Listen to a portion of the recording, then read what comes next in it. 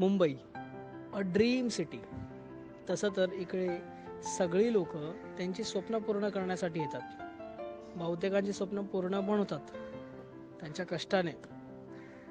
पण कोणी विचार केला नव्हता की 24 तास चालणारी मुंबई, रात्रंदिवस पळणारी मुंबई एक दिवस पूर्ण थांबवून जाईल. आणि तेही निसर्गासमोर. 26 जुलै आपल्यासाठी खूप छोटी डेट होती, तारीख, पण मुंबईकरांसाठी एक खूप मोठा धक्का, एक खूप मोठा काळाचा दिवस. 26 जुलै 2005. 48 तास कंटिन्यू पाऊस चालू होता. एक मिनटंही पाऊस थांबत नव्हता. गटारं तुंबली होती, पाणी गळ्यापर्यंत भरली होती. गळ्यापर्यंत पाणी आलं होतं लोकांच्या. वाहनं थांबली होती. रस्त्यावर जिकडे तिकडे नजर होती, फक्त पाणीच आणि पाणीच आणि पाणी. असं वाटलं होतं समुद्राने त्याची जागा वाढवली आहे. सगळीकडे नजर फिरवली तर फक्त पाणी दिसत होतं आणि पाण्यामध्ये डुबणारी लोक. 1094, लक्षात द्या, 1094 एवढी डेथ झाली त्या एका 48 तासात.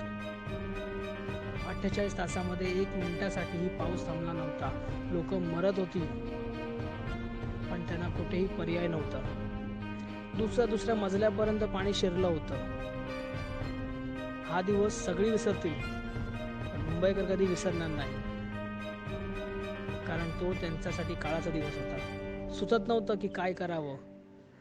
एक जागी तुफान, एक जागी वारा खूप भन्नाट, तर एक जागी पाणी. हे तिघांचं आक्रमण असं होतं की मनुष्य वैतागला होता. जगावं की मरावं हा प्रश्न पडला होता.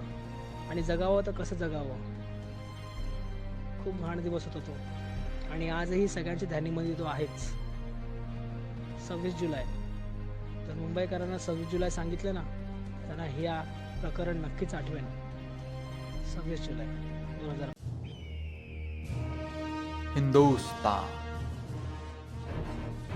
ही जन्मभूमी असीम राष्ट्रभक्ती, पराक्रम आणि शौर्याच्या बळावर या भूमीला, या अखंड हिंदुस्थानाला अबाधित ठेवण्याचं काम केलं गेलं आणि केलं जातंय त्या वीरांची आहे.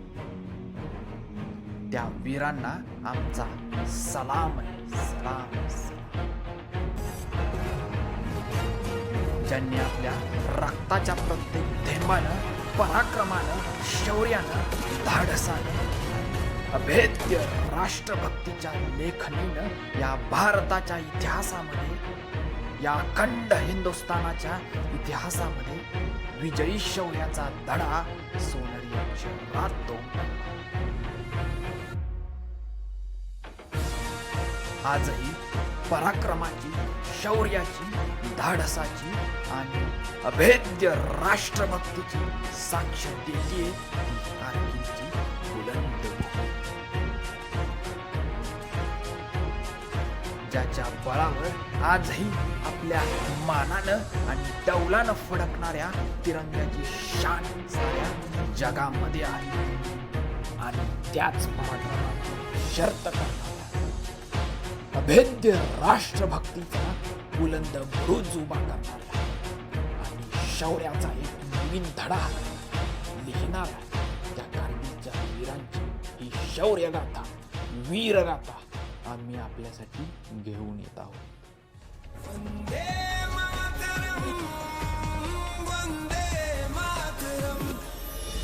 नमस्कार.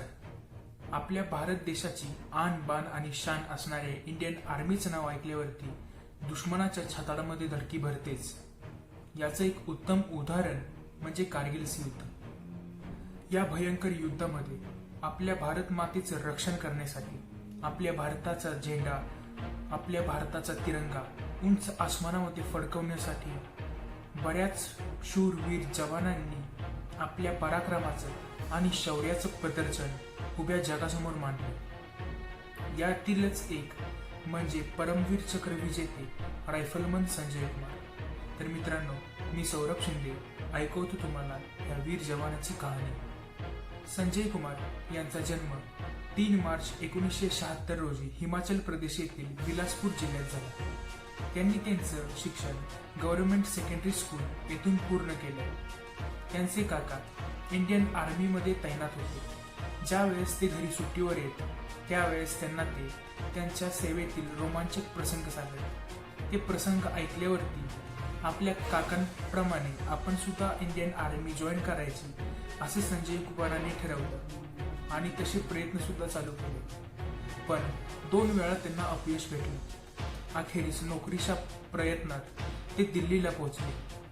दिल्लीमध्ये त्यांनी ड्रायव्हरची नोकरी केली. पण इंडियन आर्मीचं स्वप्न खुणावत होतं. ती जिद्द इंडियन आर्मी जॉईन करण्याची त्यांना स्वस्थ बसू देत नव्हती. अखेरीस 3ऱ्या प्रयत्नात ते सिलेक्ट झाले. इंडियन आर्मी जॉईन केली आणि जम्मू अँड काश्मीर रायफल्स हे रिक्रूट त्यांना मिळाले. आर्मीमध्ये जाऊन आपल्या देशासाठी काहीतरी खास करून दाखवायचं हे संजय कुमारांना खूप आधीपासून वाटत होतं आणि त्याची संधी त्यांना लवकरच भेटली. 1999 मध्ये त्यांचं बटालियन श्रीनगर इथे रुजू झालं. जून 1999च्या पहिल्याच आठवड्यात द्रास येथील मोहिमेत त्यांचा सहभाग करण्यात आला. त्यानंतर संजय कुमार ऑपरेशन विजय मध्ये सहभागी झाले. या ऑपरेशनचं नेतृत्व करणार होते कर्नल YK जोशी. हे एक अनुभवी आणि कमांडिंग ऑफिसर होते. पॉइंट 5140 वरती तिरंगा फडकवायचा होता. आपल्या शूरवीर सैनिकांमध्ये जोश निर्माण करत ते परिस्थितीची सत्यता त्यांच्यासमोर मांडत होते. माझ्या शूरवीर सैनिकांनो, आपल्याला पॉइंट 5140 वरती चढाई करायची आहे. तुमच्या जीवनाची खरं तर अजून सुरुवात झाली नाही. काहींचे लग्न झाले तर काही जण अजून 2 फूट उंचीच्या लग्नवेदीवरती सुद्धा चढले नाही. पण आज तुम्हाला 17,000 फूट शिखरावरती चढून जायचं आहे आणि ते काबीज देखील करायचं आहे. वर शत्रू आपली वाट पाहत बसला आहे. त्याला चोख उत्तर द्यायचं आहे. मी तुमच्या सोबत आहेच. सब तयार? यस सर, असं एकमुखाने गर्जना झाली. लग्नवेदीवरती तर आम्ही आल्यावरती चढू, पण त्याआधी 17,000 फूट उंच शिखरावरती चढू. आधी लगेन पॉइंट 5140 आणि मग आमचं. असा एकच जोश सर्व सैनिकांमध्ये तयार झाला. शेवटी अत्यंत अथक परिश्रमाने सैनिकांनी पॉइंट 5140 या महत्वाचं ठिकाण काबीज केलं आणि तिथं विजय मिळवला. सर्वांचाच आत्मविश्वास वाढला होता. पण ही वेळ आनंद साजरा करण्याची नव्हती, कारण अजून सुद्धा पॉइंट 4875 काबीज करायचे होते. पॉइंट 4875 काबीज करण्यासाठी रणनीती आखण्यात आली. त्यामध्ये 2 तुकड्या निर्माण करण्यात आल्या. त्या 2 तुकड्यांना सपोर्ट करण्यासाठी आणखी 2 तुकड्या निर्माण करण्यात आल्या. पॉइंट 4875 जवळील फ्लॅट टॉप ही अत्यंत महत्वाची जागा काबीज करण्याची जिम्मेदारी संजय कुमार यांनी स्वतःहून घेतली. 4 जुलै 1999ची ती रात्र होती. पॉइंट 4875 चढायला सुरुवात केली आणि अचानक शत्रूला चाहूल लागली आणि त्यांनी त्यांच्या युनिव्हर्सल गन्समधून गोळीबार करायला सुरुवात केली. ज्या पद्धतीनं युद्धामध्ये बाणांचा वर्षाव होतो त्याच पद्धतीनं ह्या रणभूमीमध्ये गोळ्यांचा वर्षाव होत होता. या गोळीबारामध्ये बरेच जण घायाळ देखील होत होते आणि बरेच जण मृत्युमुखी सुद्धा पडत होते. त्यामुळे त्या मशीन गन्सना थांबवणं अत्यंत महत्वाचं होतं हे संजय कुमारांनी ओळखले. मग काय, स्वतःच्या जीवाची सुद्धा पर्वा न करता जमिनीलगत सरपटत जाऊन संजय कुमार त्या बंकरपर्यंत पोहोचण्यामध्ये यशस्वी झाले. शत्रूची एक गोळी छातीत आणि एक गोळी दंडात घुसली होती. रक्त वाहत होतं, पण डोक्यात चढलेली नशा वेदनेची जाणीव होऊ देत नव्हती. आता त्या मशीन गन्सना खेचून घ्यायचं असं त्यांनी ठरवलं. हाताच्या ताळव्यावरती फडके गुंडाळले आणि हिशेसारख्या तापलेल्या त्या बंदुकांच्या नाळ्यांवरती लोंबकळून त्यांनी त्या बंदुका आपल्या बाजूला खेचून घेतल्या. अचानक गडबडून गेलेल्या शत्रूंना त्यांनी ह्याच बंदुकांनी यमसदनी पाठवली. पाठोपाठ दडलेल्या 3 शत्रूंचा त्याच जखमी अवस्थेत पाठलाग करून त्यांना सुद्धा मारण्यात संजय कुमारना यश मिळालं. पण अजून सुद्धा फ्लॅट टॉप ही महत्वाची जागा काबीज करण्यात आली नव्हती आणि ती काबीज करणं गरजेचं होतं. त्यामुळं घायाळ होऊन सुद्धा त्यांनी पुढे कूच केली आणि फ्लॅट टॉप ह्या महत्वाच्या जागेवरती कब्जा मिळवला. अदम्य साहस आणि असामान्य कर्तृत्वाबद्दल रायफलमन संजय कुमार यांना परमवीर चक्र हा पुरस्कार प्रदान करण्यात आला. त्यांच्या धैर्याच्या आणि कर्तृत्वनिष्ठेचा विशेष उल्लेख सन्मान प्रदान करण्यात आला. त्यावर प्रतिक्रिया देताना संजय कुमार अत्यंत नम्रपणे म्हणाले की मी काही विशेष किंवा काही वेगळं केलं नाही. माझ्या जागी जर दुसरं कोणी असतं तर त्याने सुद्धा हेच केलं असतं. शेवटी मित्रांनो एकच सांगेन, प्रचंड साहस, विनम्र वृत्ती आणि निस्वार्थ देशप्रेम ह्या त्रिवेणी गुणांचा संगम असलेले संजय कुमार हे वास्तवातील महानायकच हे निश्चित. जय हिंद.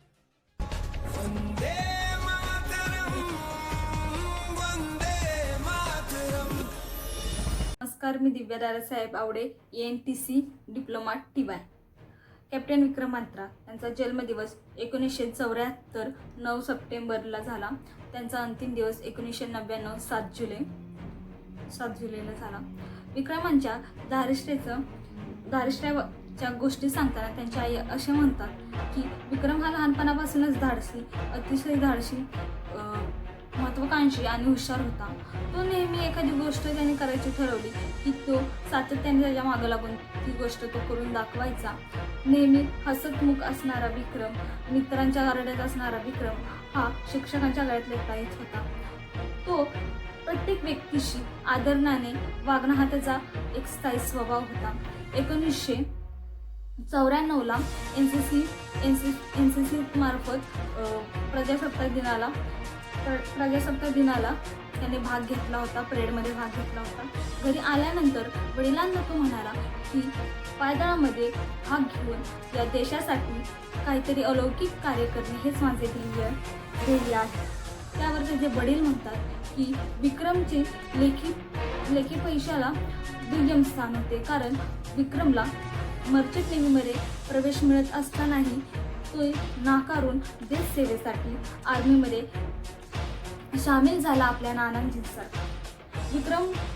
विक्रमला खेळातही खूप फार आवड होती. त्याला स्केटिंग खूप आवडायची. त्याच्याबरोबरच दुसरं त्याचं आवडीचा खेळ तो म्हणजे टेबल टेनिसमध्ये हिमाचल प्रदेशामध्ये तो चॅम्पियन होता. टेबल टेनिसमध्ये त्याचा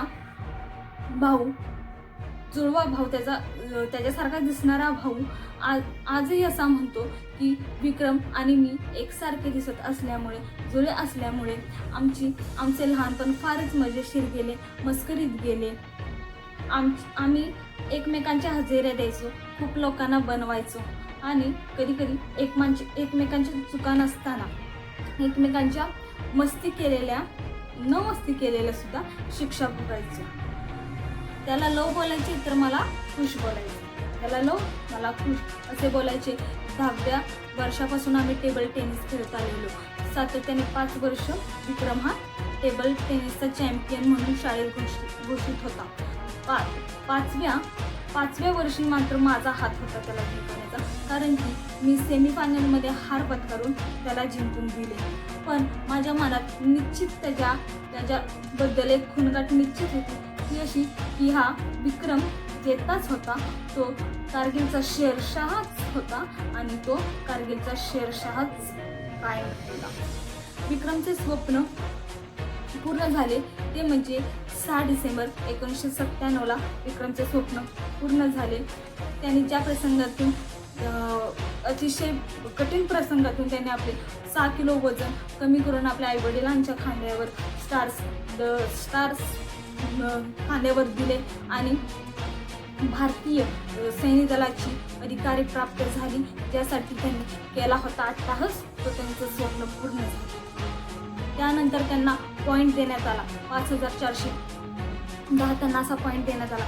तो पॉईंट अतिशय जोखमीचा आणि खतरनाक असा होता. त्या पॉईंटवर शत्रूने ताबा करून घेतला होता. त्या पॉईंटवर आपल्या विक्रमना आणि त्यांच्या अल्फा टीमला तिथं जाऊन आपल्या भारताचा झेंडा फडकावायचा होता. त्या ठिकाणी जात असताना मेन त्या शत्रूने असा काही तिथं ताबा केला होता की तिथं कोणी येऊ शकणार नाही, तिथं कोणी यायचा प्रयत्न करणार नाही. छत्रपती शिवाजी महाराजांचा गावाचा वापर करून तसा प्रयत्न केला होता. पण आपल्या सिंहाने तिथं जाऊन आपल्या भारताचा झेंडा फडकायचा ठरवला. तर जाताना वरून पाकिस्तानी सैनिकांनी बघितलं. त्यानंतर एका सैनिक म्हणाला की ऊपर क्यों आ रहे हो शेरशाह, आकर रह नहीं पाओगे यहाँ पे. तेव्हा आपल्या सिंहाने डरकाळी फोडत उत्तर दिले की 1 तास फक्त. मग वर आल्याने बघ कोण ठोकतं या पॉईंटवर, 5410 पॉईंटवर कोण ठोकतं ते बघत राहा. तरी शत्रूंनी एक फुसका प्रयत्न केला आणि म्हणाला की बहादुरा परत विचार कर, वर आल्यानंतर तुझी मृतदेह उचलायलाही कोण नसेल. पण आपला सिंह काय ऐकत नसतो, वर चढून झेंडाच लावायचा असं म्हणला. आणि त्याच्यानंतर त्या क्षणी विक्रम आणि विक्रमचे कॅप्टन अल्फा टीम ही वर चढून त्यांना पळताभूमी सोडून त्यांच्यावर हल्ला करून गोळीबार करून त्यांचा तिथं पराभव करून आपल्या झेंडा फडकवला. आणि तेव्हा घोषणा दिली की ए दिल मागे मोहर, ए दिल मागे मोहर. असेच त्यांना नंतर पॉईंट देत त्यांनी प्रत्येक ठिकाणी आपला झेंडा फडकवत आले. प्रत्येक ठिकाणी आपला झेंडा फडकून त्यांच्या या अशा कारनाम्यानंतर त्यांना लेफ्टनंट विक्रम नंतर त्यांना कॅप्टन विक्रम म्हणून असा त्यांचा प्रवास झाला. आणि त्यानंतर त्यांना 1.7 पॉईंट दिले, म्हणजे 4874. त्यानंतर त्या पॉईंटवर जात असताना त्यांचे अनेक शत्रू त्यांना काय ना काय बोलण्याच्या ह्याच्यातून बोलत होते. पण आपला सिंह तरी घाबरणारा नव्हता. त्याने उत्तर तितक्याच तडफडीने द्यायचे.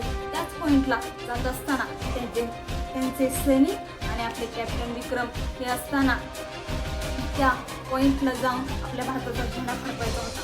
तिथं जाताना पाकिस्तानच्या सैनिकांनी असाच एक परत फुसका प्रयत्न केला. तेव्हा बोलले, शत्रूचा सैनिक बोलला की शेरशाह क्यों इतना मर रहे हो, बस एक काम कर दो, माधुरी दीक्षित को हमें दे दो, हम हमारे देश वापस चले जाएंगे.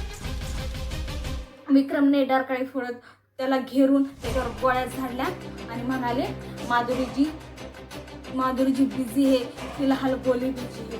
असं करून त्यांनी गोळ्या झाडायला सुरू केल्या. सैनिक त्यांचे पुढे होते, ते मागे होते. त्यांनी सैनिकांना मागं सारून पुढे गेले. पण एका शत्रूंनी त्यांच्यावर नेम धरून त्यांच्यावर गोळी झाडली. गोळी त्यांच्या छातीतून लागून पाठीमागून बाहेर पडली. तेव्हा ते कोसळत असताना त्यांनी 5 जणांना गोळ्या झाडून मारले. आपल्या भारताचा झेंडा फडकावूनच ते खाली पडले. तेव्हाच त्यांनी श्वास सोडला, पण आपल्या भारताचा झेंडा फडकवला. त्या पॉईंटला त्यांचं नाव देण्यात आलं, विक्रमजी यांचं नाव त्या पॉईंटला देण्यात आलं, शेरशाहचं नाव पॉईंटला देण्यात आलं. त्यांनी त्यांचे शब्द पूर्ण केले, जे ते बोललेले ते स्वप्न पूर्ण केले, त्यांचे शब्द पूर्ण केले. त्यांची आई आज अशी म्हणते की माझ्या मुलाने जे काही बोलला होता, जे काही ठरवलं होतं की देशासाठी काहीतरी अलौकिक कार्य करणे हेच माझं ध्येय आहे, ते त्याने स्वप्न केले, त्यांनी त्याचे शब्द पूर्ण केले. तो असा म्हणाला होता की या तो तिरंगा लहरा कर आऊंगा, या तिरंगे में लिपट कर आऊंगा, मगर आऊंगा जरूर. ते त्याचे शब्द खरंच ठरले, ते खरंच घडले. मला माझ्या मुलाचा खूप अभिमान आहे. मी फक्त एकच विनंती करते की माझ्या मुलाने व अजून कितीतरी मातांच्या मुलाने आपल्या देशासाठी जीव बाजीला लावला, देशासाठी आपला जीव बाजीला लावला. निदान त्या देशावर तुम्ही प्रेम करायला शिका. जय भारत.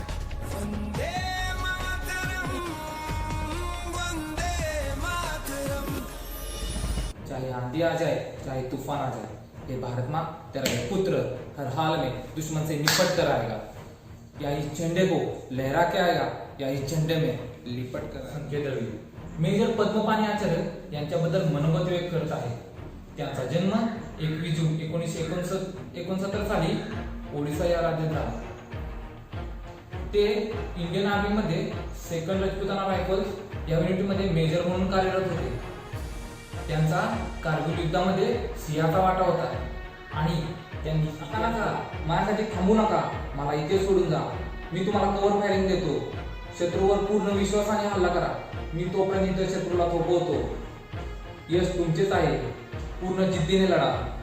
झालेल्या वेदना आणि जखमांची जराही पर्वा न करता हा अधिकारी ऑलरेडी जखमी झाला आहात. तुम्हाला औषधोपचाराची गरज आहे. आम्ही तुम्हाला असं एकट्याला सोडून जाऊ शकत नाही.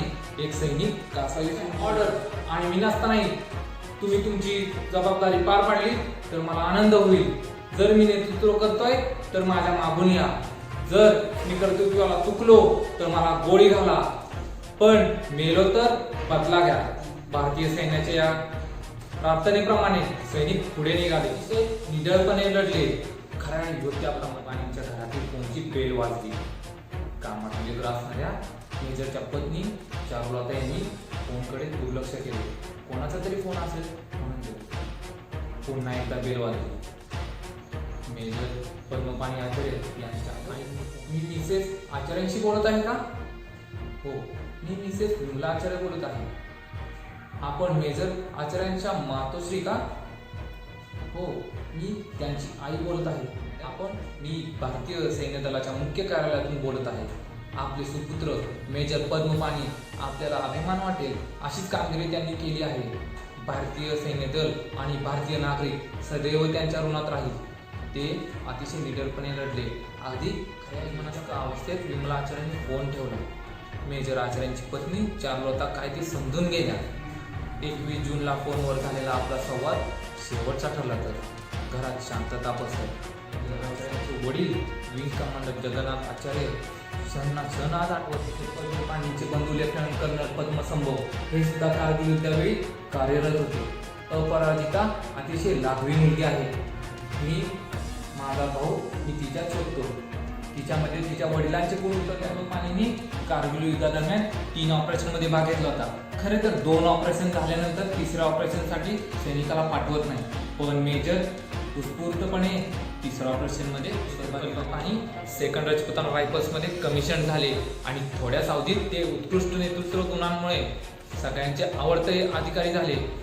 सर्वांना उत्साहित करणे, प्रेरणा देणे यात त्यांचा हातखंडा होता. म्हणूनच त्यांना सूत्रधार ही पदवी प्रेमाने बहाल केली होती. युद्धभूमीकडे कूच. कारगिल युद्ध सुरू होण्याआधी मेजर आचार्यांची युनिट जम्मू काश्मीरमधील कुपवाडा जिल्ह्यात दहशतवादी हल्ले परतवण्याची कामगिरी पार पाडत होते. पण युद्ध स्थिती निर्माण झाल्यावर त्यांची युनिट कारगिलला पोहोचण्याचे आदेश मिळाले. तेथे पोहोचल्यावर लगेचच 3 पिंपल भागातील लोन हिलवर ताबा मिळवायची अतिशय अवघड कामगिरी सोपवण्यात आली. मेजरच्या ए अल्फा कंपनीला ब्लॅक रॉकवरील मोल एरिया परत मिळवायचा. हल्ल्याची आखणी कागदावर झाली तरी 16,000 फुटांवर नक्की कशाला तोंड द्यावे लागेल याची कल्पना येणे केवळ अशक्य होते. शत्रू कमजोर नव्हता. कमतरता होती ती मानसिक ताकदीची, आत्मविश्वासाची आणि खंबीर नेतृत्वाची, जी भारतीय सैनिकांमध्ये ओतप्रोत सुरक्षितेची जराही तमा न बाळगता मेजर इंच पुढे सरकत होते. पावसाळ्याच्या जोरदार तडाख्याप्रमाणे गोळ्यांची बरसात होत होती. कितीही जोर लावला तरी पुढे जाणे अशक्य होते. हे कळल्यावर आपल्या सैनिकांना शत्रूवर मारा करण्याचे आदेश त्यांनी दिले. ते सरपटत शत्रूच्या बंकरपर्यंत पोहोचले. त्यांनी बंकरवर हातगोळे टाकून बंकर उद्ध्वस्त केले. फक्त एकच बंकर उरला होता. पण हा निर्भय सिंह रक्तबंबाळ झाला होता. त्यांनी शेवटच्या श्वासापर्यंत लढतीने एक योद्धा हो, लढना मेरा धर्म है. युद्ध एवं चुनौतियों का पालन करते समय प्रभु मुझे इतनी शक्ति देना, मैं आपसे कुछ न मांगू. जय हिंद, जय भारत.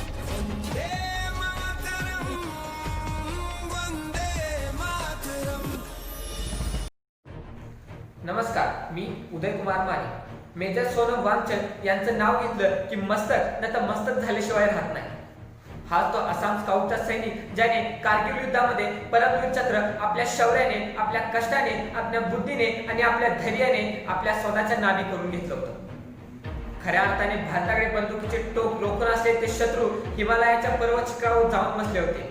मोठ्या जिद्दीने आणि मोठ्या कष्टाने आपले भारतीय सैनिक त्यांचा सामना करत होते. परंतु ते हिमालयाच्या उंच शिखरावर उभे असल्याने भारतीय सैनिकांच्या गोळ्या, भारतीय सैनिकांचे दागगोळे त्यांच्यापर्यंत पोहोचत नव्हते. त्यांचं मनुष्यबळही जास्त होतं, त्यांचा दारुहातही जास्त होता.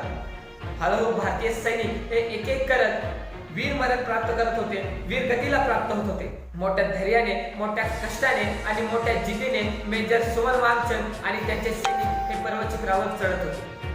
एक पाऊल पुढे टाकावं आणि 4 पाऊल मागे सरकावं अशा परिस्थितीमध्ये मेजर वांगचंद हे पर्वत शिखरावर पोहोचले. अचानक त्यांच्यावर मोठ्या प्रमाणात दारुगोळा आणि गोळ्यांचा वर्षाव होऊ लागला. भारतीय सैनिक हे हळूहळू मागे हटू लागले. मेजर वांगचंद यांच्या लक्षात आलं की भारतीय सैनिक हे पिछडत आहे. मेजर वांगचंद यांनी आपल्या सैनिकांना आदेश दिला की आपण माघारी आपल्या बेस कॅम्पवर जाऊया. परंतु बेस कॅम्पमध्ये जाणे हे एवढे सोपे नव्हते जेवढं आपण समजतो. बेस कॅम्पमध्ये जाताही त्यांनी आपल्या बरेच सैनिक साथींना वीर करताना पाहिलं. खऱ्या अर्थानं बेस कॅम्पमध्ये पोहोचल्यानंतर त्यांच्या डोक्यामध्ये एक योजना आली. खरं तर युद्धभूमीवर एक योजना तयार करणं आणि ती अंमलात आणणं ही खरंच मोठ्या प्रमाणात कष्टाची बाब आहे आणि त्याच्यासाठी मोठी जिद्द आणि चिकाटी हवी. मेजर वांगचंद हे शत्रू ज्या पर्वतावर उभे आहेत त्याच्यापेक्षा मोठ्या पर्वतावर चढू लागले. खरं तर त्यांनी आपली योजना कोणालाच सांगायची नव्हती, परंतु त्यांनी आपल्या सैनिकांना ऑर्डर दिली आणि प्रत्येक सैनिक हे त्यांच्या मागे चालू लागला. का तर त्यांनी आपल्या भावाला, त्यांनी आपल्या बंधूला, त्यांनी आपल्या मित्राला शत्रूची गोळी लागताना बघितलेलं आहे. हळूहळू आपले सैनिक मोठ्या कष्टाने, मोठ्या जिद्दीने, मोठ्या शक्तीने त्या पर्वतावर चढू लागले. बघता बघता सैनिक आपलेच पर्वतावर पोहोचले आणि पर्वत शिखरावरून शत्रू सैनिकांवर हल्ला करू लागले. शत्रू सैनिकांचं मनुष्यबळ जास्त होतं तरीही आपल्या सैनिकाने मोठ्या जिद्दीने त्या सैनिकांना हरवण्याचा प्रयत्न केला. तो प्रयत्न करत असताना दारुगोळा संपला होता, मनुष्यबळ कमी पडत होतं. तरीही नैसर्गिक शक्तीचा वापर करून मेजर सोनम ध्यानचंद यांनी त्या शत्रूंवर दगडगोट्यांचा प्रहार सुरू केला. मोठे मोठे दगड त्या सैनिकांच्या अंगावर जाऊ लागले आणि त्या सैनिक जागेवर ढेर होऊ लागले. अशा प्रकारे मोठ्या शक्तीने, मोठ्या जिद्दीने, मोठ्या कष्टाने भारतीय सैनिकांनी कारगिलच्या त्या पर्वत शिखरावर आपल्याला विजय मिळवून दिला. त्या पर्वत शिखरावर भारतीय तिरंगा फडकावला आणि अशा प्रकारे आपला विजय झाला.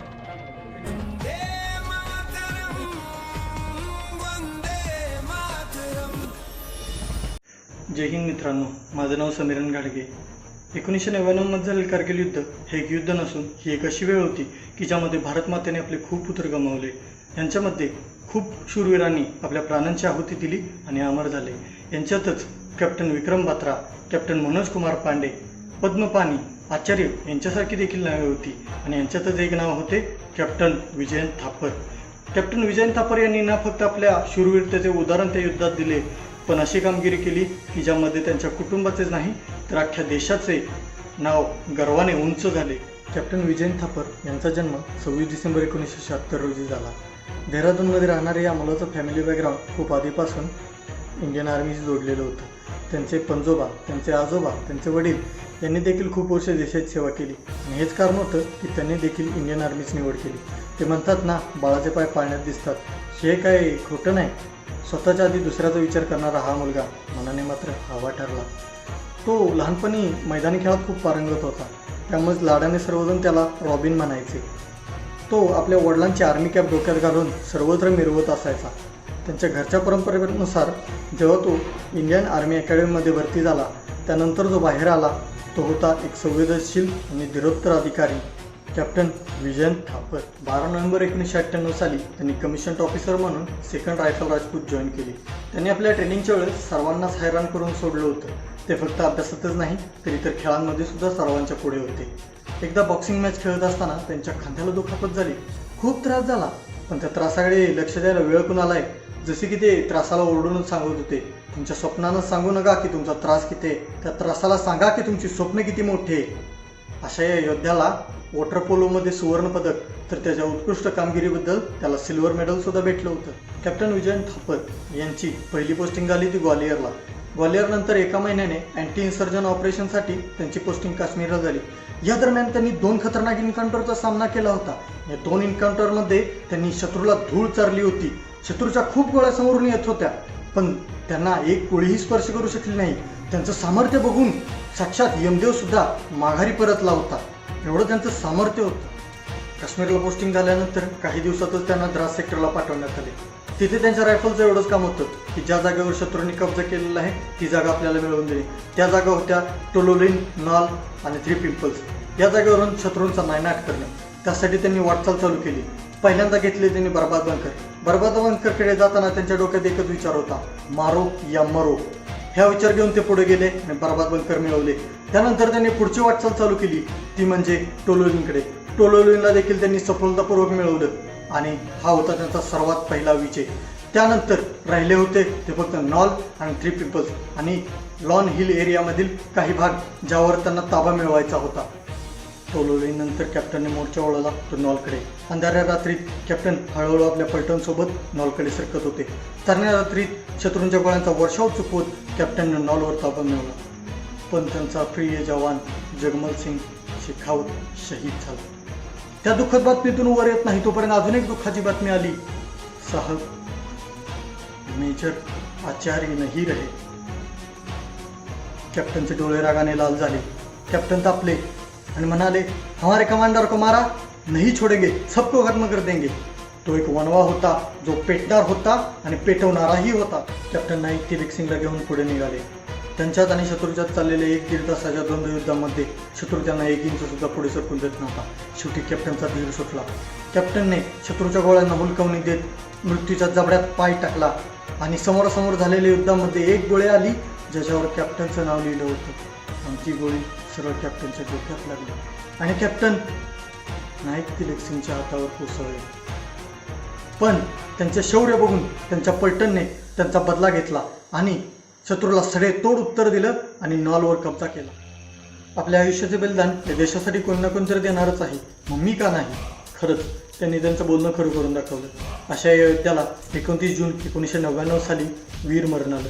त्यांना त्यांच्या मरणोत्तर वीरचक्र पुरस्काराने सन्मानित करण्यात आलं. अशा या योद्ध्याला आणि आपल्या देशासाठी प्राणपणाला लावणाऱ्या प्रत्येक योद्ध्याला माझा सलाम. धन्यवाद.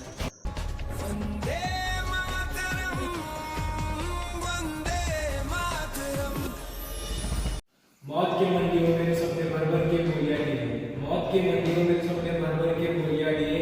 जब भी मांगो मैंने देश के मांगो मैंने भर भर के अपनी जोडियां दिए. तर सर्वांना सर्वप्रथम कारगिल विजय दिवसाच्या हार्दिक शुभेच्छा. तर माझं नाव यश मिळालं.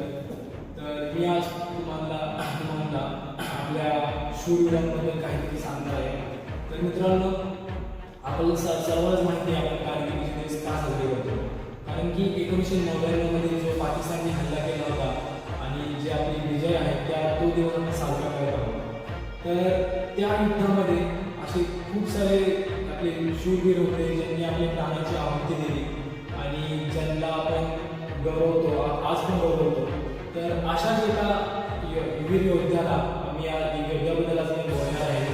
तर त्या योद्ध्याचं नाव असं आहे कॅप्टन सचिन निंबाळकर. तर मित्रांनो, कॅप्टन सचिन निंबाळकर हे लहानपणापासून अतिशय पुढे होते.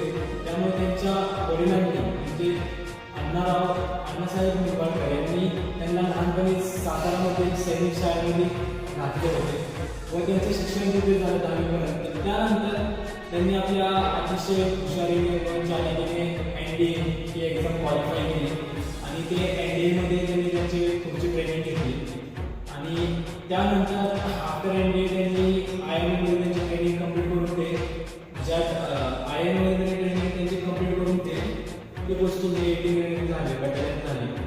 त्यानंतर मित्रांनो 1999 मध्ये ज्यावेळेस युद्धाचे वातावरण सुरू झाले त्यावेळेस त्यांची जी रेजिमेंट आहे ती सर्वात अगोदर तिथे गेली होती आणि त्या रेजिमेंटचे ते पलटूनचे ते कॅप्टन होते.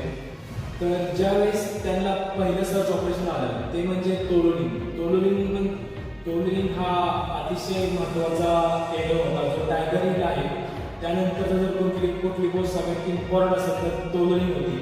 कारण की पाकिस्तानचे जे सैन्य होते त्यांनी आपले बरेचसे असे बेस कॅम्प्स आहेत किंवा चेक पोस्ट आहेत ते त्यांनी कब्जा केला होता आणि ते अशा उंच शिखरावरती होते आणि आपले जवान जे ते खाली होते.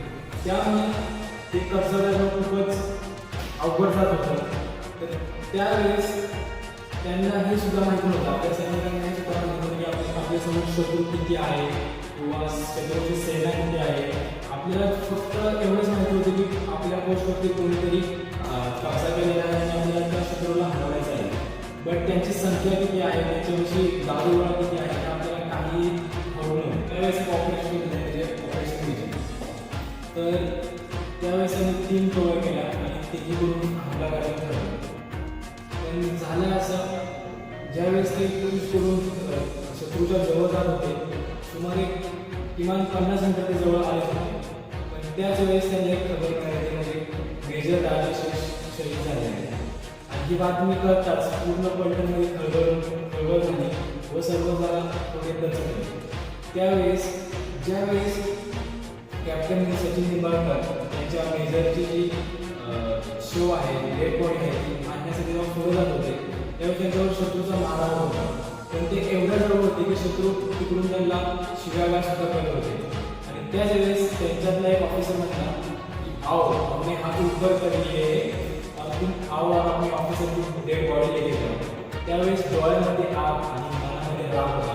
आणि त्यावेळेस कॅप्टन निंबाळकर म्हणाले फक्त मैं आऊंगा जरूर, आज दिन तुम्हारा है, जब मैं आऊंगा तब तुम्हारी लाश रखने आऊंगा.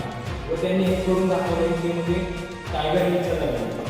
पण त्यावेळेस झाले असेल की ज्यावेळेस कोलोनीची लढाई जी आहे ती आपले सैनिकांना आर्टिलरीचा सपोर्ट मिळाला नाही, त्यामुळे त्यांना तिथून माघार घ्यावी लागली व ते माघार येऊन मता ह्या बेस कॅम्पवरती थांबले.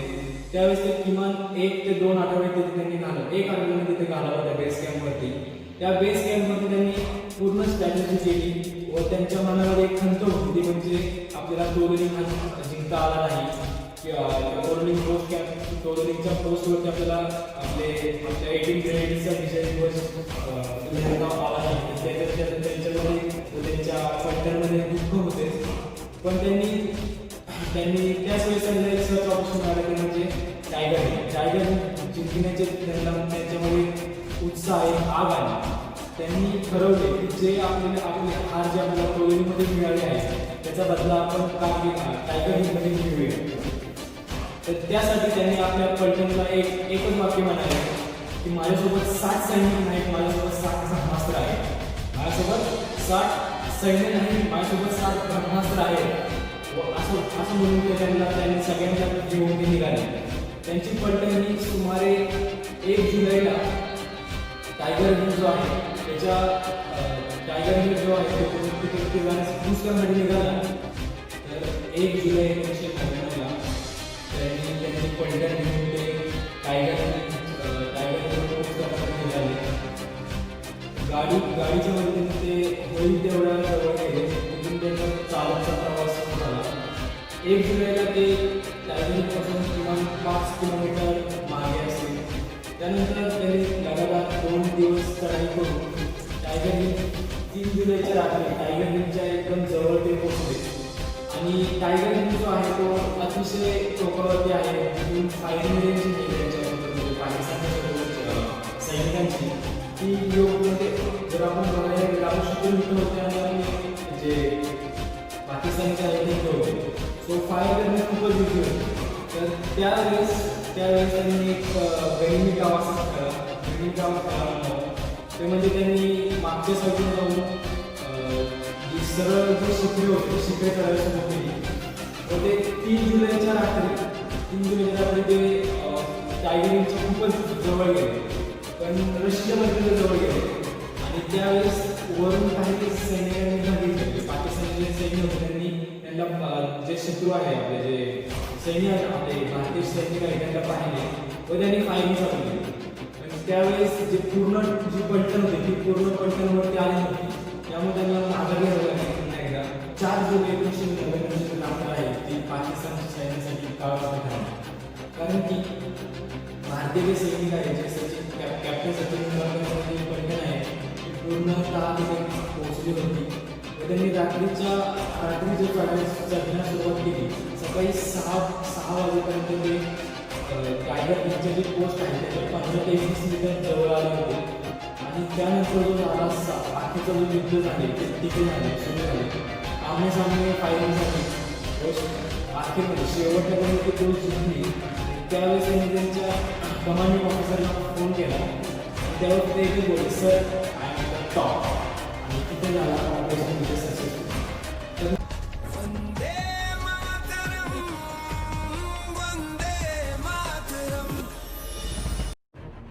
नमस्कार मित्रांनो, मी विजय पोळ. आज 26 जुलै कारगिल विजय दिवस. कारगिलच्या लढाईमध्ये अनेक जवानांनी आपले शौर्य पराक्रम दाखवला आणि त्या शौर्य पराक्रमाच्या जोरावर भारताने विजय संपादित केला. तोच हा आजचा सोनेरी अक्षरांनी लिहून ठेवावा असा 26 जुलै कारगिल विजय दिवस. या कारगिलच्या लढाईमध्ये सुभेदार योगेंद्रसिंगजी यादव यांनी असा काय पराक्रम केला की त्यांना भारतीय सैन्य दलाने परमवीर चक्र या सर्वोच्च पुरस्काराने सन्मानित केले. वयाच्या अवघ्या 16.5 वर्षी सैन्य दलामध्ये भरती झालेल्या सुभेदार योगेंद्रसिंगजी यादव यांना शौर्याचे बाळकडू हे त्यांच्या वडिलांकडूनच मिळाले होते.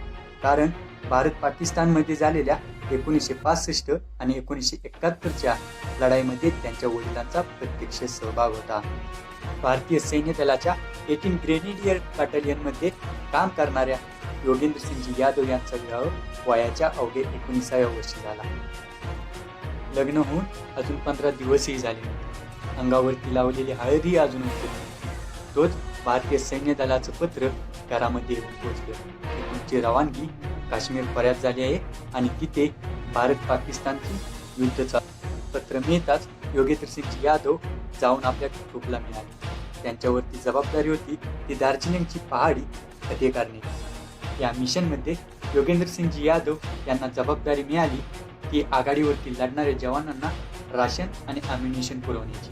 खरं तर योगेंद्रसिंगजी यादव यांची इच्छा होती की आपण स्वतः आघाडीवरती जाऊन लढावं, परंतु नंतर त्यांच्या लक्षात आलं की आघाडीवरती लढणे इतकंच महत्त्वाचं काम आहे हे म्हणजे आघाडीवरती लढणाऱ्या जवानांना राशन आणि अम्युनिशन पुरवणे. या सर्व गोष्टी करत असताना सुभेदारांच्या आणि त्यांच्या सहकाऱ्यांच्या लक्षात आलं की ही गोष्ट काम म्हणून काम न करता ही गोष्ट एन्जॉय म्हणून केली पाहिजे, तरच आपण या गोष्टींमध्ये 100% देऊ शकतो.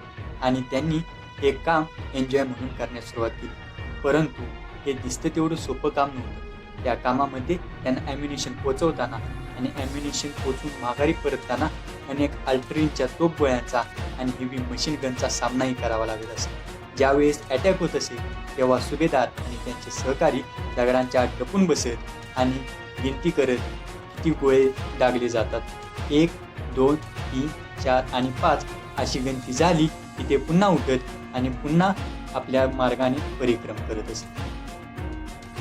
आणि तो दिवस उजाडला ज्या दिवशी सुभेदारांच्या ग्रेनेडियर 18 बटालियनने दार्जिलिंगची पहाडी फतेह घेतली. परंतु दुर्दैवाची गोष्ट म्हणजे त्या लढाईमध्ये घातक प्लॅटूनमधील अनेक जवान शहीद झाले. आणि या कामगिरीनंतर सुभेदारांच्या प्लॅटूनला दुसरी कामगिरी मिळाली, ती म्हणजे टायगर हिल सर करणे. घातक प्लॅटूनमधील अनेक जवान शहीद झाल्यामुळे त्यांची जागा भरणे गरजेचं होतं आणि त्यामध्ये सुभेदार योगेंद्रसिंगजी यादव यांची वर्णी लागली. आणि ऑफिसर बलवान सिंग यांनी केलेल्या योजनेनुसार घातक प्लॅटून टायगर हिलच्या टॉपपासून 50 मीटर अंतरावरती पोहोचले. तिथे पोहोचल्यानंतर घातक प्लॅटूनने रेकी केली आणि त्यानंतर त्यांच्या असं लक्षात आलं की पहाडीच्या दोन्ही बाजूनी दुश्मन सैन्याचे बंकर आहे. त्यानंतर असं ठरलं की दोरीच्या साह्याने वरती चढायचं. दोरीच्या साह्याने चढत असताना 6 ते 7 जवान वरती चढले असतील. तोच दुश्मनांच्या लक्षात आलं की वरती कोणीतरी चाल करून जाते. त्यामुळे दुश्मन सैन्याने अंधाधुंद फायर केलं. वरती गेलेले 5 ते 6 सैनिक वरतीच राहिले आणि खाली अडकलेले सैनिक खालतीच अडकले. कोणाला कोणतीच हालचाल करता येईल ना. त्यानंतर असं ठरलं की दोरीच्या साह्याने वरती चढायचं. दोरीच्या साह्याने चढत असताना 6 ते 7 जवान वरती चढले असतील. तोच दुश्मनांच्या लक्षात आलं की वरती कोणीतरी चाल करून जाते. त्यामुळे दुश्मन सैन्याने अंधाधुंद फायर केलं. वरती गेलेले 5 ते 6 सैनिक वरतीच राहिले आणि खाली अडकलेले सैनिक खालतीच अडकले. कुणाला कोणतीच हालचाल करता येईना. आणि वरती पोहोचलेल्या सुभेदार योगेंद्रसिंगजी यादव आणि त्यांच्या 6 ते 7 सहकार्यांनी वरती जाऊन बेधुंद गोळीबार केला. यामध्ये पाकिस्तानचे 6 ते 7 जवान मारले गेले. परंतु 30 ते 35 मीटर उंचीवरती दुश्मन सैनिकांची अजून एक तुकडी तैनात होती. दुश्मन सैन्याने केलेला हल्ला इतका भयानक होता की या हल्ल्यामध्ये सुभेदार स्वतः आणि त्यांचे 2 सहकारी जखमी झाले. या हल्ल्यामध्ये सुभेदारांच्या समोरच ग्रेनेड असल्यामुळे त्यांच्या नाकावरती जखम झाली होती आणि त्या जखमेमधून सतत रक्तप्रवाह होत होता. म्हणून सुभेदारांनी आपल्या सहकार्याकडे मदत मागितली. तो सहकारी मदतीला आला आणि त्याने फर्स्ट एड मधून मलमपट्टी फक्त इथपर्यंतच घेतली होती. तोच दुश्मन सैनिकाची एक गोळी आली आणि सुभेदारांच्या सहकार्याच्या या बाजूने डोक्यामध्ये घुसली आणि दुसऱ्या बाजूने रक्ताचा फवारा मारला. हे पाहून सुभेदारांचा तिसरा सहकारी जो होता तो समोर झाला. तोच त्याच्या दिशेने ही गोळी आली आणि ती गोळी घुसली सरळ त्याच्या दुसऱ्या बाजूने रक्ताचा फवारा मारला. बघता बघता सुभेदारांच्या डोळ्याच्या समोर त्यांचे दोन सहकारी शहीद झाले. आणि याच्यानंतर पाकिस्तान सैनिकांनी अंधाधुंद फायरिंग चालू केली. या फायरिंगमध्ये सुभेदार स्वतः बेशुद्ध पडले आणि त्यांचे होतेले 3 साथीदार शहीद झाले. सुभेदारांना शुद्ध येताच सुभेदारांनी आजूबाजूला पाहिलं तर पाहतात तर काय कोणी मेला आहे की नाही याची खात्री करण्यासाठी पाकिस्तानी सैनिक प्रत्येक शहीद झालेल्या जवानावर जवळ जाऊन त्याच्यावरती फायर करत होते. आणि बघता बघता वेळ आली सुभेदारांची. समोर पाहतात तर काय पाकिस्तानचा एक जवान गन रोखून त्यांच्या समोरच उभा टाकला होता. त्याने त्याच्या गोळीतून 5 राऊंड फायर केले आणि ते राऊंड सरळ जाऊन सुभेदारांच्या छातीला लागले. परंतु म्हणतात ना देवतारी त्याला कोण मारे. सुदैवाने सुभेदारांच्या खिशामध्ये असलेले 5 शिक्के त्यामुळे त्यांच्यावरती झालेल्या गोळ्या त्या शिक्क्यांवरतीच थांबल्या गेल्या. आणि ज्यावेळी पाकिस्तानी सैनिक माघारी करत होतं त्याचवेळी पाकिस्तानी सैनिकांनी एका सैनिकाचा पाय हा सुभेदारांच्या पायाला लागला आणि सुभेदारांना जाणीव झाली की आपण खरोखरीच जिवंत आहोत. पाकिस्तानी सैनिक माघारी परतत असताना सुभेदारांच्या कानावरती त्यांची कुजबुज ऐकू आली. कारण पाकिस्तानी सैनिकाला माहिती लागली होती की भारतीय सैनिकांची एक तुकडी पहाडीपासून 30 मीटर खाली अजूनही आहे. सुभेदारांना कळालं की माहितीच्या आधारे पाकिस्तानी सैनिक आपली खाली असलेले तैनात तुकडीवरती केव्हाही अटॅक करून त्यांना नेस्तनाबूत करू शकतात. त्यामुळे सुभेदारांना कोणत्याही परिस्थितीत काही ना काहीतरी हालचाल करणे गरजेचं होतं. अशातच सुभेदारांनी प्रेझेन्स ऑफ माइंड दाखवत आपल्या कमरेला असलेले ग्रेनेड पाकिस्तानी सैनिकांच्या दिशेने भिरकावलं.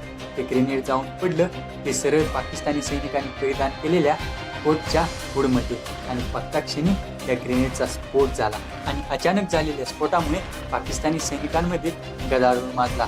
याच संधीचा फायदा घेत सुभेदारांनी 4-5 ठिकाणी जाऊन फायर राऊंड केले. त्यामुळे पाकिस्तानी सैनिकांना असं वाटतं की खालून कोणती तरी दुसरीच रेन्फोर्समेंट आली आहे आणि त्यांनी आपल्यावरती अटॅक चढवला आहे. त्यामुळे तिथून पाकिस्तानी सैनिकांनी काढता पाय घेतला. पाकिस्तानी सैनिकांनी काढता पाय घेतल्यानंतर सुभेदार आजूबाजूला पाहू लागले. आपले साथीदार दिसतायत का? पाहतात तर काय प्रत्येक साथीदार रक्ताच्या थरोळ्यात पडला होता. ते प्रत्येकाजवळ जात होते, आपल्या छातीशी कवटाळत होते, पाहत होते. कुणाच्या छातीतून फुफ्फुसं बाहेर आली होती तर कुणाच्या डोक्यातून मेंदू बाहेर आला होता. एकाचाही मृतदेह सरळ राहिला नव्हता. पाहतात त्या प्रत्येक साथीदाराचा मृतदेह छिन्न झाला होता. खूप रडले. जवळजवळ 2 ते 2.5 तास तिथेच रडत राहिले. परंतु त्यांच्या डोक्यात आलं की अजूनही लढाई संपलेली नाही. आपली जी कंपनी खाली आहे त्या कंपनीला वाचवणं हे सर्वात महत्त्वाचं त्यांचा उद्देश होता. त्यातूनच त्यांना हेही माहीत नव्हतं की आपण पाकिस्तानात आहोत की भारतात आहोत. अशा परिस्थितीत सुभेदारांनी एका नाल्यामध्ये उडी मारली आणि गणगत खाली आले. खाली आल्यानंतर जखमी अवस्थेत भारतीय सैनिकांनी त्यांना त्यांच्या ऑफिसरकडे नेलं. ऑफिसरने झालेला घटनाक्रम विचारला. त्यांनी जो काही घटनाक्रम होता तो तसा त्यांना सांगितला आणि तिथली कलेक्ट केलेली सर्व काही इन्फॉर्मेशन आपल्या ऑफिसरला सांगितली. आणि या इन्फॉर्मेशनच्या आधारित भारतीय सैन्याने अवघ्या 3च दिवसात टायगर हिल फतेह. खरंच मनापासून सलाम या वीर जवानाला. आणि या वीर जवानांविषयी फक्त एवढंच बोलावंसं वाटतं. ए नापाक पाकिस्तान, जिस दिन तूने जंग का ऐलान किया उसी दिन मौत से मोहब्बत की, लेकिन किस्मत तो देख मौत तो बेवफा निकली. जिंदगी ने मुझसे प्यार किया, सीने में 5 गोलियां खाने के बाद भी तिरंगा लाहौर में लहरा दिया. तिरंगा लाहौर में लहरा दिया.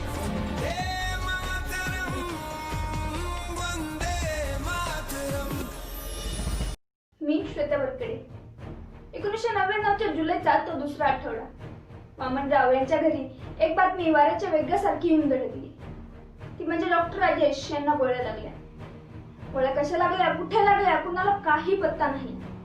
सगळीकडे फक्त चिंतेचं वातावरण आणि प्रश्नार्थक चेहरे.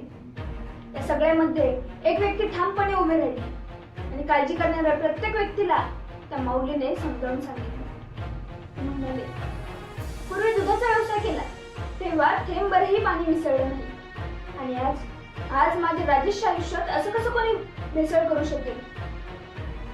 आणि हे सांगणारी माऊली म्हणजे लेफ्टनंट कर्नल डॉक्टर राजेश आढाऊ यांचे वडील. वडिलांचे शब्द खरे ठरले. डॉक्टर राजेश परत आले ते सेना मेडल हे लष्करातील शौर्य पदक घेऊन. वर्धा जिल्ह्यातील तळेगाव येथे राहणारे धडपड वृत्तीचे हरहन्नरी, मृदू आणि संयमी स्वभावाचे राजेश. हा मुलगा गावातील पहिला डॉक्टर बनणार आहे असे समजताच गावकऱ्यांनी त्यांच्या पहिल्या परीक्षेची फी अगदी उत्स्फूर्तपणे भरली होती. सैन्य दलाचे प्रशिक्षण पूर्ण झाल्यावर आर्मी मेडिकल कोर मध्ये ते कॅप्टन या पदावर झाले. 1999 साली कारगिल युद्धाचे पडगम सर्वत्र वाजू लागले. द्रासकडे कूच करण्याचे आदेश कमांडंट इन्चार्ज जवानांना प्रोत्साहित करत म्हणाले, लढायचे तर असा लढा की भविष्यात आपल्या 13 जखमीचे नाव ते सुवर्णाक्षरांमध्ये लिहिले जाईल. त्यांचं बोलून झाल्यावर डॉक्टर राजेश पुढे आले आणि ते सैनिकांना म्हणू लागले, मित्रांनो, एक गोष्ट कायम लक्षात ठेवा, ज्या कोणाला माझा हात लागेल त्याला मी मरू देणार नाही, आणि जखमी झालाच तर मी येईस तोपर्यंत श्वास रोखून धरा. तुमच्या मेंदूला जरी गोळी लागली तरी तुमचा प्राण वाचवायची जबाबदारी माझी. सगळ्या जवानांमध्ये तिचे बळ संचारले, रक्त सरसरू लागले आणि त्या हॉलमध्ये एकच आवाज दुमदुमला, तो म्हणजे दुर्गा माता की जय. आपली सगळी कंपनी द्रासला निघाली. द्रासला पोहोचतात तिथे 16,000 फूट उंचीचे भिंकाळे पहाड, डोळ्यात न मावणारे बर्फाच्छादित प्रदेश, हाडे गोठवणारी थंडी, हे सगळं पाहताच डॉक्टर राजेश यांना त्यांनी दिलेले शब्द आठवला आणि त्यांच्या मनाचा आज थरकाप उडाला. शत्रू अगदी सुरक्षित उंचावर जाऊन बसला होता. दिवसात थोडी जरी हालचाल केली तरी शत्रूच्या गोळ्या आपल्या सैनिकांच्या वेध घेत त्यांच्यावर हल्ला करत होत्या. या अशा परिस्थितीमध्ये डॉक्टर आपल्या सैनिकांबरोबर चालले होते. खरं तर डॉक्टर हे बेस कॅम्प मध्ये बसून जखमींवर उपचार करतात, पण इथे युद्धभूमीपासून बेस कॅम्प पर्यंत जायला 7 ते 8 तास लागत होते. म्हणून डॉक्टरांनी त्यांच्या वरिष्ठ अधिकाऱ्यांना विनंती केली आणि म्हणाले, सर, मला युद्धभूमीवर पाठवा, आपले सैनिक वाचलेच पाहिजे. त्यामुळे डॉक्टर राजेश हे कारगिल युद्धात सामील होते. कमांडर वायके जोशी आणि डॉक्टर राजेश कित्येक तास चालून तोरलिंगवर पोहोचले. तिथे पोहोचताच डॉक्टर राजेश यांचा चेहरा पाहून कर्नल जोशी यांनी त्यांना विश्रांती घ्यायला सांगितली आणि डॉक्टर राजेश एका दगडाजवळ जाऊन बसले. इतक्यातच गोळ्यांचा वर्षाव झाला. प्रत्येक 3 गोळ्यांमागे एक आगीचा लोळ येत होता, जणू मृत्यू तांडव. या अशा परिस्थितीत डॉक्टर राजेश आपल्या एका सहाय्यकाला हसून म्हणाले, ते पाकिस्तानी काय आज दिवाळी साजरी करतात की काय. पण इतक्यात नको असलेली एक बातमी झाली, म्हणजे आपल्या एका जवानाच्या पोटात गोळी लागली आणि त्याने डॉक्टरांच्या नावाचा घोषा लावला. पण या सगळ्या परिस्थितीमध्ये डॉक्टरांना त्या सैनिकांपर्यंत पोहोचायच नाही म्हणजे अगदी मुश्किलच. अशा परिस्थितीतही डॉक्टर यांनी कुठलाही विचार न करता त्यांची बॅग उचलली आणि त्या सैनिकाकडे धावत होती. धावत असलेले डॉक्टर शत्रूच्या नजरेस पडले आणि त्यांच्यावर गोळ्यांचा पाऊस पडू लागला. बघताच क्षणी डॉक्टर राजेश खाली कोसळले. त्यांना कोसळलेलं पाहून कर्नल जोशी यांनी डोळे घेतले. म्हटलं सगळं तर आता गेला, आता काय. पण इतक्यात वाऱ्याच्या वेगाने शत्रूंच्या गोळ्या चुकवत धावत असलेले डॉक्टर राजेश त्यांना दिसले. डॉक्टर राजेश शत्रूच्या गोळ्या चुकवत त्या सैनिकांपर्यंत पोहोचले. तो सैनिक वेदनेने असह्य होऊन जमिनीवर लोळत होता. पण डॉक्टर येताना दिसताच तो हसला आणि म्हणाला, डॉक्टर साहेब, विश्वास रोखून धरलाय, मला अजून जगायचंय, मला अजून लढायचंय. आणि डॉक्टरांनी त्यांच्या जादुई बोटांची कामे चालू केली आणि त्या सैनिकाला जीवनदान मिळाले. डॉक्टर राजेश यांनी कित्येक जणांचे जीव वाचवले, पण बरेचसे सैनिकांना त्यांना शहीद होतानाही पाहावे लागले. डॉक्टर राजेश यांच्यावर सुद्धा हल्ला झाला होता. त्यांच्या हाताला गोळ्या लागल्या होत्या, पण ते म्हणतात की त्यावेळी शरीराच्या जखमा मनाच्या वेदने पुढे काहीही नव्हतं. डॉक्टर राजेश नेहमी म्हणतात, युद्ध म्हणजे रक्तमासाचा चिखल, असह्य वेदना आणि नंतर ना आनंद. हे सगळ्याचं संमिश्र म्हणजे युद्ध. पुढे सांगते, 23 दिवसांनी गरम पाण्याने अंघोळ करण्याचा, ब्रश करण्याचा आणि गरम भात पोळी खाण्याचा आनंद काय असतो हे आपल्या सैनिकांना असतो. भारतीय सैनिकांनी बलिदानाचा आणि शौर्याचा इतिहास आहे. अशा प्रकारे लेफ्टनंट कर्नल डॉक्टर राजेश आढाऊ यांना आपल्या सर्वांतर्फे एक मानाचा सलाम. धन्यवाद.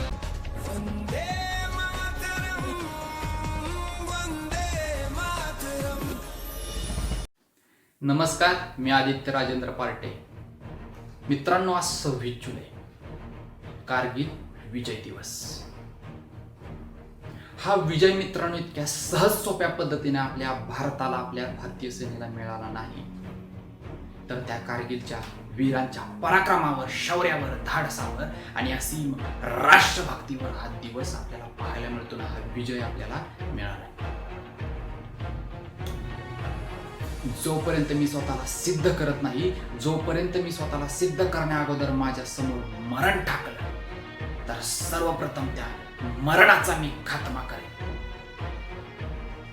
अशी असीम राष्ट्रभक्ती असणारे त्यापैकी एक कॅप्टन मनोज कुमार पांडे, ज्यांचं शालेय शिक्षण लखनौ मधील एका सैनिकी शाळेत झाल्यानंतर खडकवासला येथील नॅशनल डिफेन्स अकॅडमीमध्ये NDA मध्ये त्यांनी प्रवेश केला आणि भविष्यातील रक्तरंजित रणसंग्राम कारगिलाची सुरुवात झाली.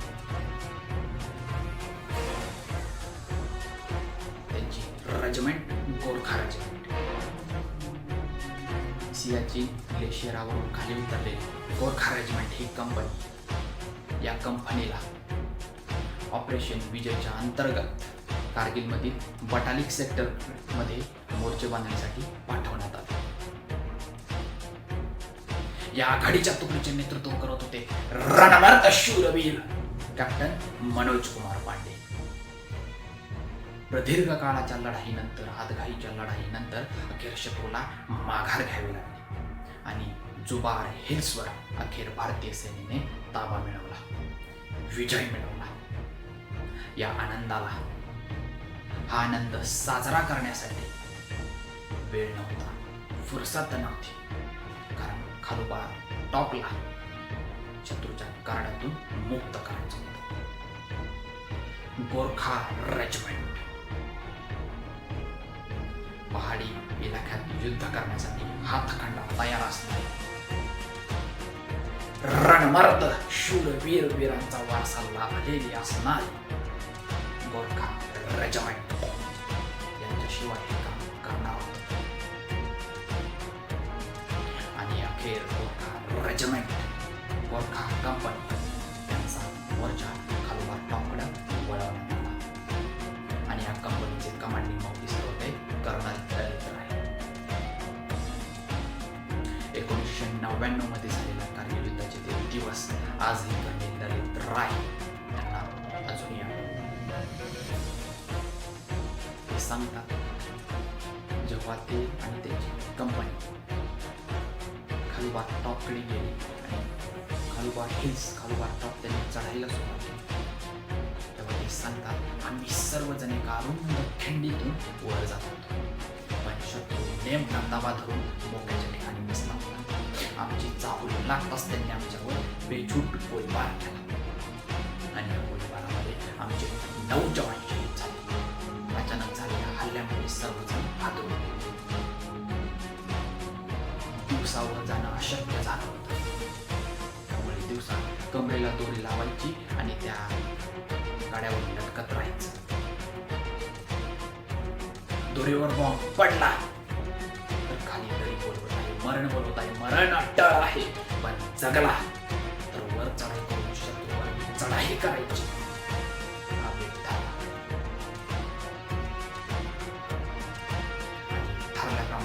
मृत्यूच्याही हातात हात घालून चढाई सुरू झाली आणि या सगळ्याचं नेतृत्व करत होते कॅप्टन मनोज कुमार पांडे. प्रदीर्घ काळाच्या चढाईनंतर अखेर ती वेळ आली. कॅप्टनमध्ये वीरश्री संचारली आणि सोबत असलेल्या सैनिकांबरोबर त्यांनी बंकर 1 वर हल्ला केला आणि त्या गोळीबारामध्ये कॅप्टन मनोज कुमार पांडे हे जखमी झाले. त्यांनी स्वतःहून एक आडोसा घेतला आणि आपल्या सर्व सैनिकांना अचूक नेम धरत त्या बंकरवर चढाई केली, करायला सांगितले आणि बंकरमध्ये घुसून शत्रूच्या 2 सैनिकांना त्यांनी यमसदनाला पाठवलं आणि अखेर बंकर 1 वर ताबा मिळवला. आपल्या नेताचा, आपल्या कॅप्टनचा जोश पाहून सर्व सैनिकांनी, सर्व जवानांनी जल्लोषामध्ये चढाई केली. आता बंकर 2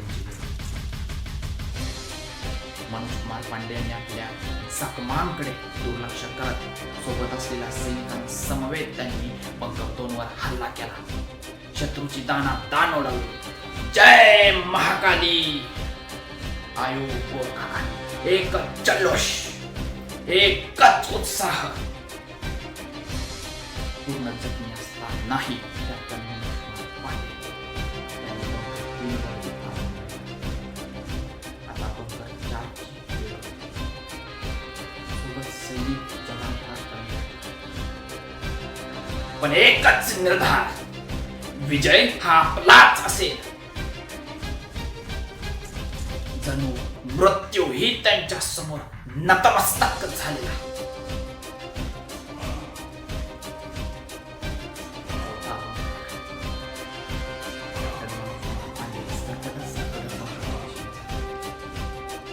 मृत्यू समोर दिसतोय, पण आता मागे हटणे नाही, कारण विजय हा आपलाच असेल ह्या निर्धाराने कॅप्टन मनोज कुमार पांडे यांनी बंकर 4 कडे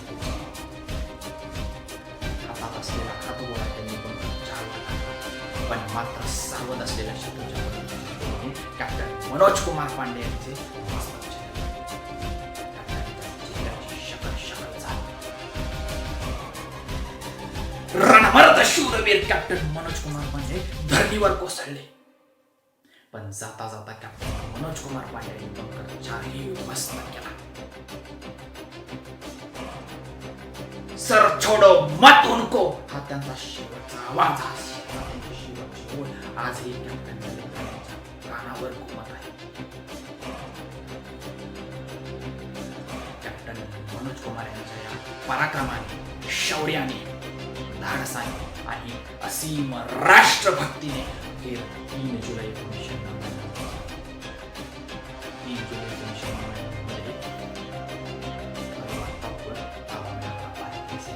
पण हा आनंद नाना, हा जल्लोष,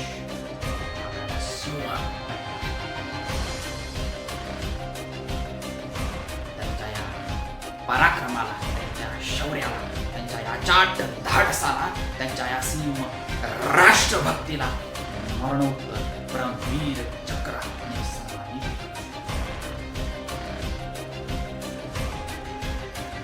असाच या कारगिलच्या सर्व वीरांना माझा सलाम.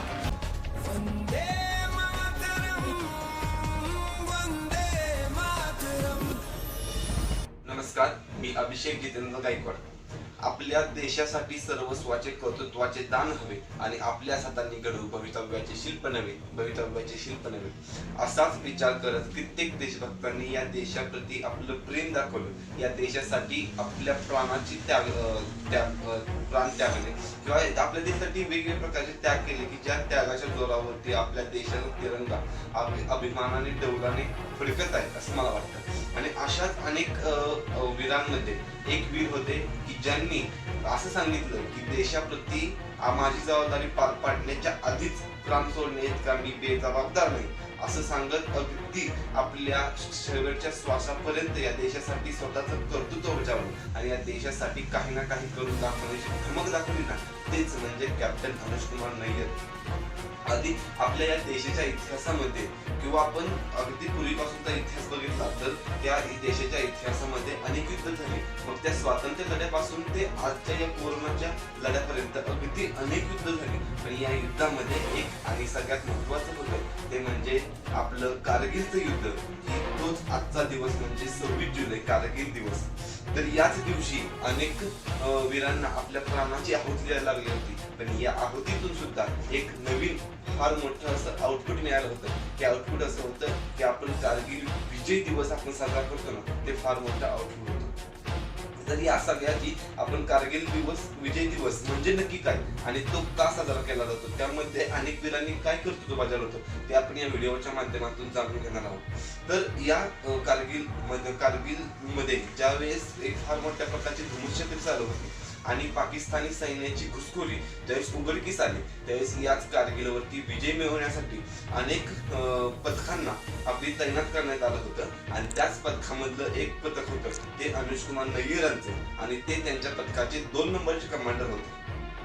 आणि 2 नंबरचे कमांडर असल्यामुळं त्यांना ज्यावेळेस ते मोहिमेवरती निघाले, त्या मोहिमेवरती जात असताना अचानकपणे त्यांचे कमांडर जे 1 नंबरचे कमांडर होते ते धारातीर्थी पडले आणि आपसुकपणे ती जबाबदारी त्यांच्यावरती आली आणि त्यांनी ती जबाबदारी अगदी जबाबदारीने पार पाडली आणि आपल्या पथकाला अगदी प्रोत्साहन दिलं आणि आपल्या शत्रूला ठार करण्याचं आणि आपल्या शत्रूला मारलं पाहिजे, आपल्या देशासाठी काहीतरी केलं पाहिजे. आपण जे एवढं मोठं शिक्षण, आपण जे एवढं मोठं प्रशिक्षण घेतलंय, एवढं खडतर प्रशिक्षण करून इथपर्यंत आलं, या सगळ्या गोष्टीला कुठे ना कुठेतरी आपण न्याय मिळवून दिला पाहिजे. हाच एक ध्यास त्या व्यक्तीनं मनाशी बाळगला आणि मोहिमेवरती निघाला.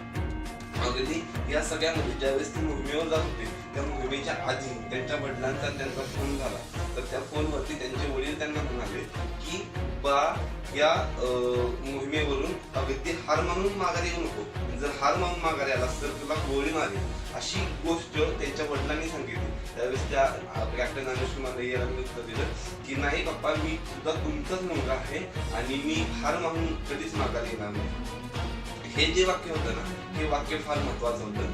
आणि अशाच परिस्थितीमध्ये ते कारगिलवरती युद्ध करण्यासाठी निघाले. 2 टीम 2 वाटेने निघाल्या आणि ज्यावेळेस एक टीम म्हणजे कॅप्टन अनुज कुमार नय्यरांची टीम ती आपल्या इच्छितस्थळी पोहोचली आणि त्या इच्छितस्थळी पोहोचल्यानंतर त्याच कारगिल जी चौकी होती म्हणजे 4875 नंबरचा जो पॉईंट होता, त्या ठिकाणी पाकिस्तानी घुसखोरांनी अनेक बंकर्स बनवले होते. तर त्याच बंकर्सपैकी 4 बंकर त्या कॅप्टन अनुज कुमार नय्यरांच्या टीमला दिसले. त्या दिसल्यानंतर आता त्या सर्वांनी धुमश्चक्री करण्याचा निर्णय बांधूनच आले होते. तर त्या ठिकाणी त्यावेळेस कॅप्टन अनुज कुमार नय्यरांनी आपल्या सगळ्या टीमला प्रोत्साहन दिलं आणि जय भगवान जय बलवान जाग 17 ही जी टीम होती त्या टीमला प्रोत्साहित केलं आणि आता आपण लढायला सुरुवात करायची हे आपल्या टीमला सांगितलं. आणि त्याच वेळेला त्या टीम मध्ये एक 2-3 वाक्य बोलली गेली. ती वाक्य अशी होती, तर त्या टीम मधला एक जण म्हणला की या पाकिस्तानी घुसखोरांनी जी त्यांनी पाप केले त्या पापाची त्यांना शिक्षा द्यायची का नाही, हे आपण देवावरती सोडू, पण त्यांना देवापर्यंत पोहोचवणं हे आपलं कर्तव्य आणि हे आपण कर्तव्य बजावायचंच एवढा एक निर्धार धरून अख्खी टीम ती त्या 4 बंकर्सवरती तुटून पडली.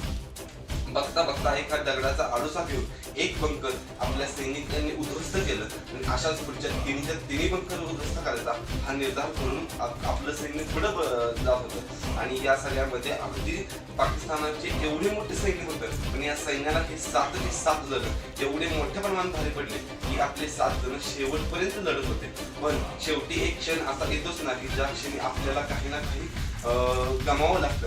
असाच एक क्षण आला की ज्यावेळेस 4था बंकर आता उडवण्यासाठी कॅप्टन अनुज कुमार नय्यरांची टीम निघाली होती, त्याच वेळेला अचानकपणे शत्रूचा जो नेम होता तो नेम या कॅप्टन अनुज कुमार नय्यरांवरती होता. आणि अशा कॅप्टन अनुज कुमार नय्यरांवरती नेम असल्यामुळे त्यांनी त्यांच्यावरती बॉम्ब टाकला आणि त्यामध्ये कॅप्टन अनुज कुमार नय्यर जखमी झाले, गंभीर जखमी झाले. पण तरी सुद्धा शेवटपर्यंत 4था बंकर जोपर्यंत उडवत नाही तोपर्यंत त्यांनी आपले प्राण धरून ठेवले आणि आपल्या टीमचं नेतृत्व केलं आणि त्या आपल्या देशाला विजय मिळवून दिला. असे हे कॅप्टन अनुज कुमार नय्यर ज्यांना मरणोत्तर महावीर चक्र पुरस्कार देतात, अशा व्यक्तीला माझा कोटी प्रणाम आणि या व्यक्तीला मी सलाम करतो की यांच्या त्यागामुळे आज आपण आपले एवढा मोठा कारगिल दिवस साजरा करतोय आणि आपला झेंडा, आपला तिरंगा, आपल्या म्हणजे आपल्या हिमालयावर सुद्धा आपला जो झेंडा आहे तो अगदी अभिमानानं डौलत आहे असं मला वाटतं. एवढंच बोलतो आणि थांबतो. धन्यवाद. कारगिल विजय दिवस. मित्रांनो, विजय तर आपल्या भारतीय सेनेने नक्कीच मिळवला, पण तो इतका सहज सोपा नव्हता. भारत मातेच्या शूरवीरांनी आपल्या शौर्याने पराक्रमाने हा विजय मिळवून दिला होता. पण हे करत असताना त्यांना वीरमरण आले. प्रकृतीच्या अडीअडचणींना न जुमानता आपल्या भारत मातेला वाचवण्यासाठी या वीरांनी आपल्या शौर्याचा पराक्रमाचा इतिहास रचला. त्यांच्या या शौर्याशी पराक्रमाशी आपण सदैव कृतज्ञशील राहूया. याचबरोबर 2005 साली मुंबईमध्ये याच दिवशी मोठा महापूर आलेला. त्यामध्ये जी वित्तहानी झाली, जीवितहानी झाली, त्या सर्वांबरोबर या कारगिलमधील शूरवीरांना आपण जागेवर उभे राहून एक आदरांजली वाहू.